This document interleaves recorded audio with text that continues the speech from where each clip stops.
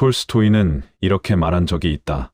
자신이 진정 두려운 것은 실패가 아니라 성공한 뒤에 찾아오는 공허라고. 그대들은 이런 순간을 겪어본 적이 있는가?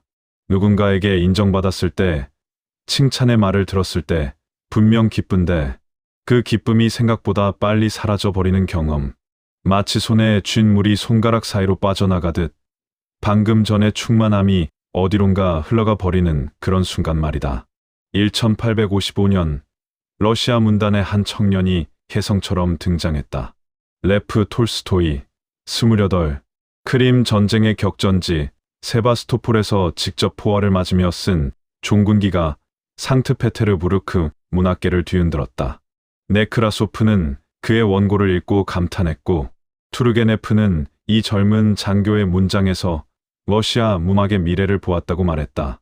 살롱마다 톨스토이의 이름이 오르내렸고 문인들은 그를 만나고 싶어 했다. 세상이 그를 향해 박수를 보냈다.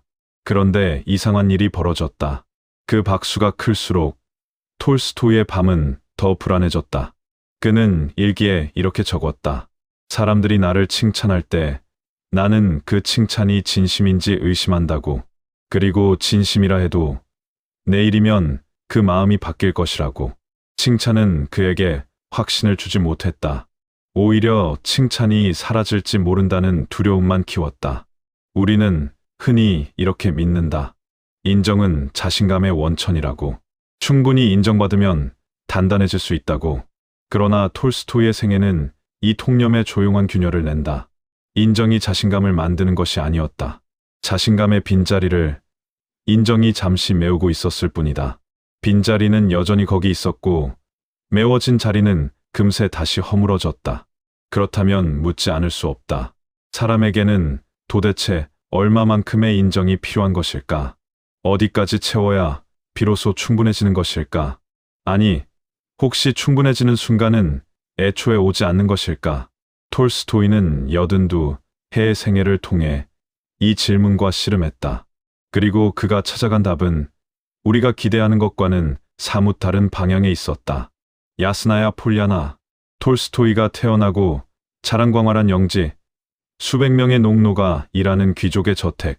1830년대 어린 레프는 이 저택의 응접실에서 귀부인들의 미소를 받으며 자랐다.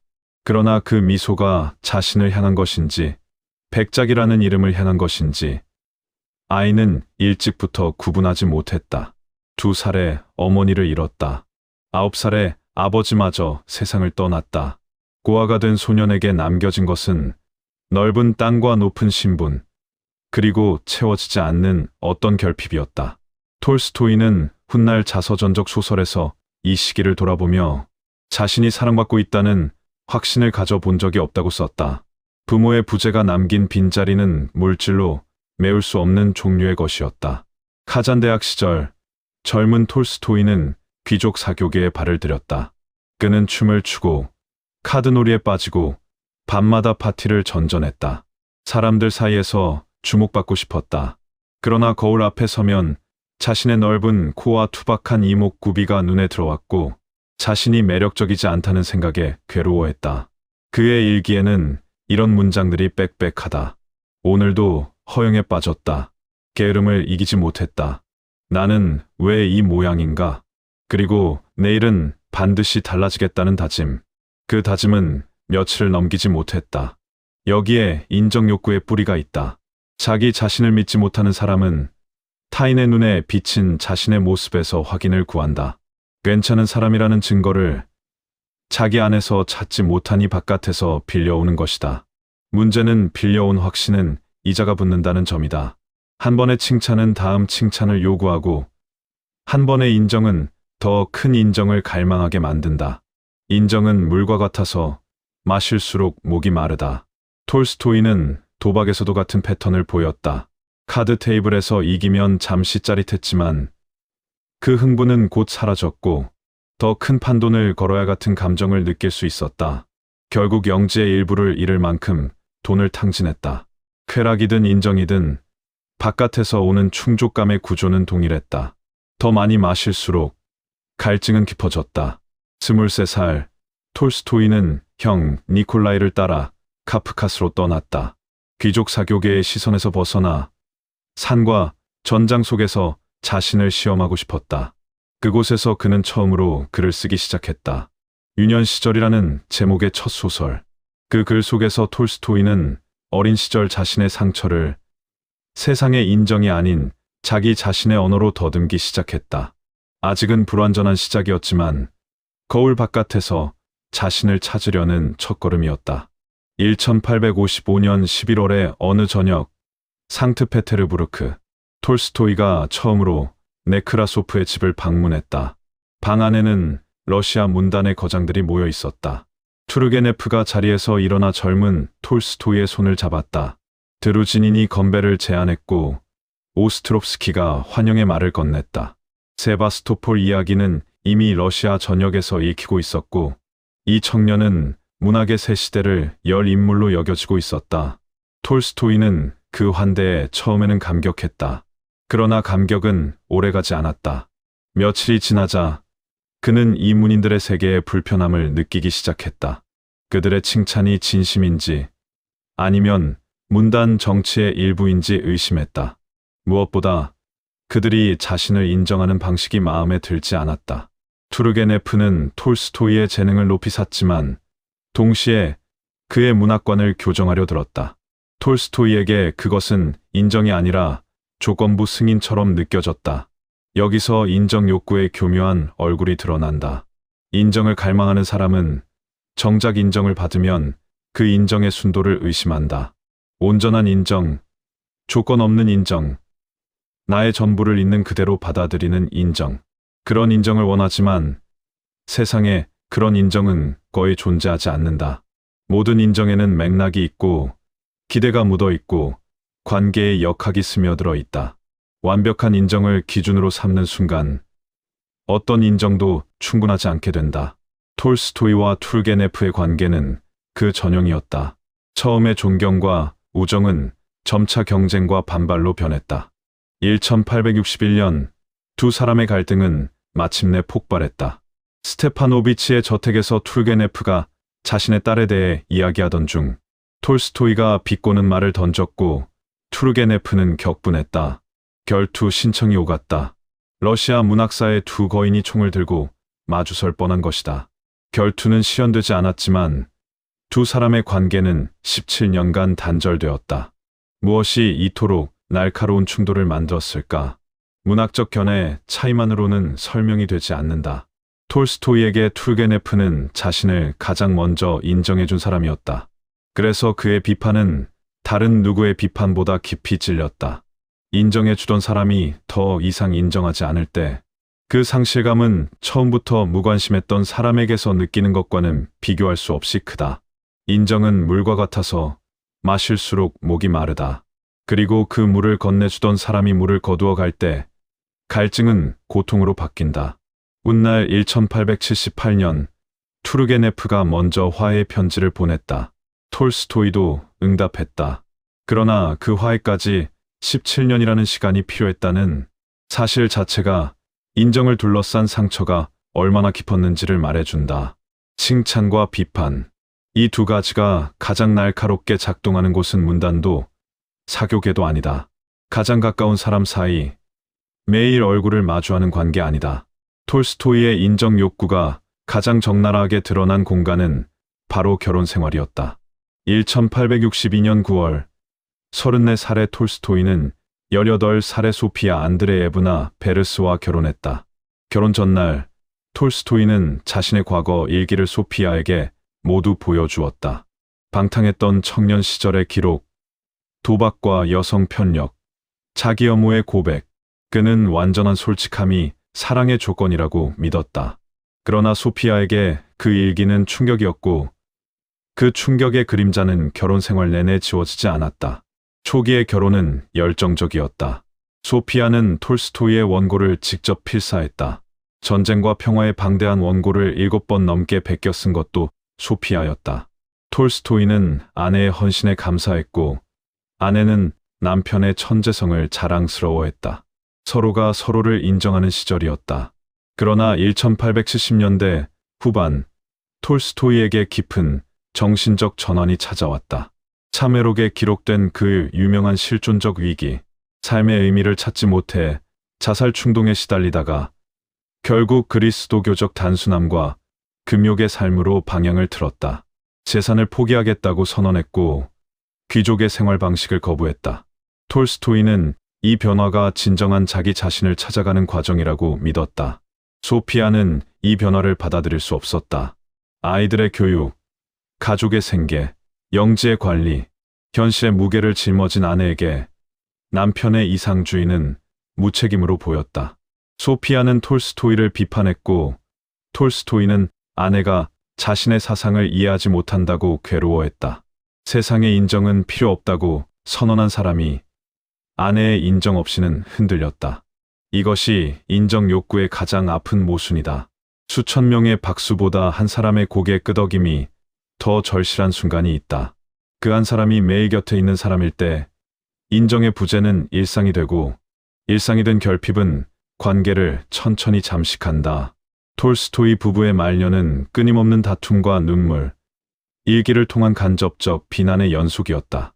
두 사람 모두 상대에게 인정받기를 원했지만 서로가 원하는 인정의 형태가 달랐다.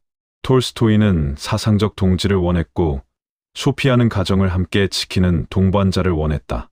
가장 가까운 사람에게서 받지 못한 인정은 더 먼 곳에서 대체물을 찾게 만든다. 톨스토이가 만년에 제자 체르트코프에게 점점 깊이 의존하게 된 것도 이 맥락과 무관하지 않다. 한 사람이 있었다. 그는 스스로에게 이렇게 물었을 것이다. 나는 정말 세상에 인정 따위는 필요 없는 사람이 된 것일까? 내가 믿는 것들이 정말 옳은 것일까? 만년의 톨스토이가 품고 살았을 이 질문은 한 사람의 등장으로 잠시 잠잠해졌다. 블라디미르 체르트코프. 1883년 이 젊은 귀족 장교가 톨스토이를 처음 찾아왔을 때 그는 톨스토이의 사상에 완전히 매료된 상태였다. 체르트코프는 톨스토이가 쓴 모든 것에 동의했다. 비폭력, 금욕, 재산 포기, 제도 교회에 대한 비판, 톨스토이의 사상을 세상에 전파하는 것을 자신의 사명으로 삼았고 출판과 배포를 조직했으며 톨스토이의 가장 충실한 대변인을 자처했다. 톨스토이에게 체르트코프는 소피아가 주지 못한 것을 주었다. 사상에 대한 무조건적 긍정. 당신이 옳습니다. 라는 확인. 세상의 박수는 거부할 수 있었지만 자신이 걸어온 길이 틀리지 않았다는 한 사람의 확인은 거부하기 어려웠다. 특히 아내와 자녀들이 자신의 사상을 이해하지 못하거나 반대하는 상황에서 체르트코프의 동의는 톨스토이에게 산소와 같았다. 그러나 이 관계에는 미묘한 뒤틀림이 있었다. 체르트코프는 단순한 추종자가 아니었다. 그는 톨스토이의 저작권과 유산을 둘러싸고 소피아와 치열하게 대립했다. 톨스토이의 일기를 자신에게 맡기도록 설득했고 가족과의 사이를 점점 벌려놓았다. 톨스토이는 이 과정에서 아내와 제자 사이에 끼어 고통받았지만 체르트코프에게서 돌아서지 못했다. 왜 돌아서지 못했을까? 인정의 구조가 바뀌지 않았기 때문이다. 젊은 시절 문단의 갈채가 필요했던 청년은 노년의 한 제자의 고개 끄덕임이 필요한 노인이 되어 있었다. 대상이 수천에서 한 명으로 줄었을 뿐 바깥에서 확인을 구하는 구조는 그대로였다. 인정은 물과 같아서 마실수록 목이 마르다. 젊은 날에는 넓은 강에서 마셨고 늙은 날에는 좁은 우물에서 마셨을 뿐이다. 이 시기 톨스토이의 일기에는 자기 모순에 대한 괴로움이 자주 등장한다. 겸손해지고 싶다고 쓰면서 자신의 겸손을 인정받고 싶어하는 마음을 발견하고 괴로워했다. 선해지려는 노력마저 타인의 시선을 의식한 것이 아닌가 의심했다. 이것이 인정 욕구의 가장 깊은 층이다.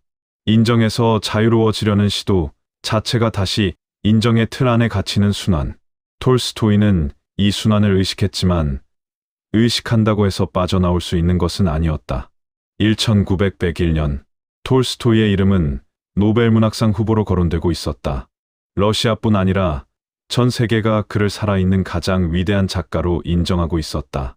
그런데 톨스토이는 스웨덴 측에 편지를 보내 수상 대상에서 자신을 제외해달라는 뜻을 전했다. 상을 받으면 곤란하다고, 그 상금을 어떻게 처리해야 할지 난처할 것이라고. 세상은 이 거부를 숭고한 초월로 읽었다. 물질적 보상과 세속적 명예를 넘어선 정신적 경지. 그러나 그의 내면은 그렇게 단순하지 않았을 가능성이 크다. 톨스토이는 일기와 서신 곳곳에서 자신의 영향력에 대한 예민한 의식을 드러냈다. 자신의 글이 얼마나 많이 읽히는지, 자신의 사상이 얼마나 널리 퍼지는지에 관심을 기울였다. 무관심한 사람의 태도가 아니었다. 인정을 거부하는 행위에는 묘한 역설이 숨어 있다. 거부 자체가 하나의 메시지가 되기 때문이다. 나는 그런 것에 흔들리지 않는 사람이다. 이 선언은 듣는 사람이 있어야 의미를 갖는다. 완전히 인정에 무관심한 사람이라면 거부조차 하지 않을 것이다. 조용히 무시하면 그만이다. 그러나 공개적으로 거부한다는 것은 그 거부를 누군가가 알아주기를 바라는 마음이 어딘가에 있다는 뜻이기도 하다. 이것은 톨스토이만의 문제가 아니다. 우리도 비슷한 순간을 경험한다. 칭찬을 받고 아닙니다. 별것 아닙니다 라고 손을 흔들면서도 상대가 아니에요. 정말 대단해요 라고 한 번 더 말해주기를 기다리는 순간, 겸손은 때로 인정 욕구의 가장 세련된 포장이 된다. 보여주기 위한 겸손, 인정받기 위한 무욕. 톨스토이는 이 모순을 누구보다 정확하게 자각했지만 자각이 곧 해방을 의미하지는 않았다. 그렇다면 인정에서 진정으로 자유로운 상태란 무엇일까? 톨스토이의 고투가 보여주는 것은 인정 욕구를 없애는 것이 답이 아니라는 점이다. 없앨 수 없는 것을 없애려 하면 그 시도 자체가 새로운 집착이 된다. 인정 욕구를 인정하는 것. 내 안에 그런 갈증이 있다는 사실을 부끄러워하지 않고 바라보는 것. 어쩌면 그것이 인정 욕구와 함께 살아가는 첫 번째 지혜일 것이다. 톨스토이의 마지막 장편 부활에는 이런 장면이 있다. 주인공 네을유도프가 오랜 자기 기만 끝에 자신의 위선을 직시하는 순간, 그 순간 그는 무너지는 것이 아니라 오히려 가벼워진다. 거짓된 자기 이미지를 지키느라 소모하던 에너지가 풀려나기 때문이다. 톨스토이가 소설 속에서는 도달할 수 있었던 그 경지를 현실의 삶에서는 끝내 온전히 이루지 못한 것이 그의 비극이자 동시에 우리에게 주는 위로이기도 하다. 톨스토이는 말했다. 모든 사람은 세상을 바꾸려 하지만 누구도 자기 자신을 바꾸려 하지 않는다고.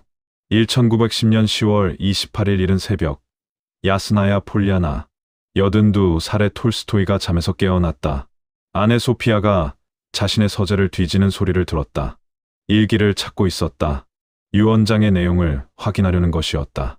체르트코프와 소피아 사이의 전쟁은 이미 돌이킬 수 없는 지점을 넘어 있었고, 톨스토이는 그 한가운데에서 숨이 막혔다. 그는 결심했다. 떠나기로. 주치의 마코비츠키와 딸 알렉산드라만을 데리고 새벽 어둠 속에서 야스나야 폴리아나를 빠져나왔다. 평생을 살았던 집, 전쟁과 평화를 쓴 서재, 아이들이 뛰어놀던 정원, 그 모든 것을 등지고 가을 바람 속으로 걸어 나갔다. 그가 어디로 가려 했는지는 분명하지 않다. 수도원을 생각했다는 기록도 있고 불가리아나 카프카스로 향하려 했다는 추측도 있다. 분명한 것은 그가 무엇을 향해 간 것이 아니라 무엇으로부터 떠난 것이라는 사실이다. 인정을 둘러싼 전쟁, 자신의 사상을 놓고 벌어지는 소유권 다툼, 사랑했지만 서로를 이해하지 못한 관계, 그 모든 것으로부터 기차를 타고 남쪽으로 향하던 도중 톨스토이는 심하게 앓기 시작했다. 폐렴이었다. 일행은 아스타포보라는 작은 역에서 내릴 수밖에 없었다. 역장의 집, 좁은 방에 톨스토이가 눕혀졌다. 러시아에서 가장 유명한 사람이 이름 없는 시골역의 작은 침대에 누워 있었다. 역사 밖에는 기자들과 사진사들이 몰려들었고 전보가 전 세계로 타전되었다. 세상의 시선이 이 작은 역에 집중되었다. 소피아도 달려왔다. 그러나 톨스토이의 곁에 있던 사람들은 소피아를 방 안에 들이지 않았다. 만남이 환자를 흥분시킬 것이라는 이유였다. 소피아는 창문 너머로 남편의 모습을 바라볼 수밖에 없었다. 반세기를 함께 산 두 사람이 유리 한 장을 사이에 두고 마지막을 맞이한 것이다. 1910년 11월 7일 아침, 톨스토이는 눈을 떴다가 다시 감았다. 마지막으로 알아들을 수 있었던 말은 이것이었다.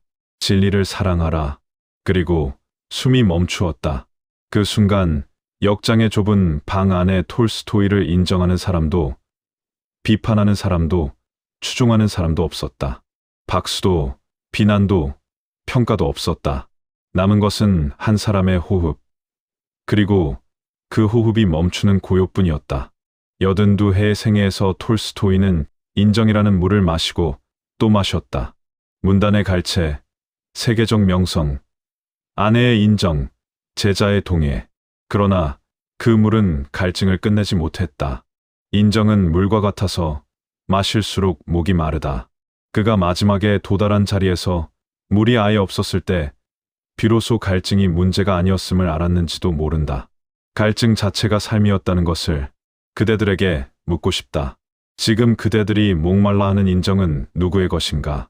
그 인정을 얻으면 정말 갈증이 멈출 것이라고 믿는가? 아니면 그 갈증과 함께 걸어가는 법을 배우는 것이 어쩌면 더 정직한 길은 아닌가? 톨스토이가 아스타포보의 마지막 밤에 알았을 것을 우리는 좀 더 일찍 알 수 있다.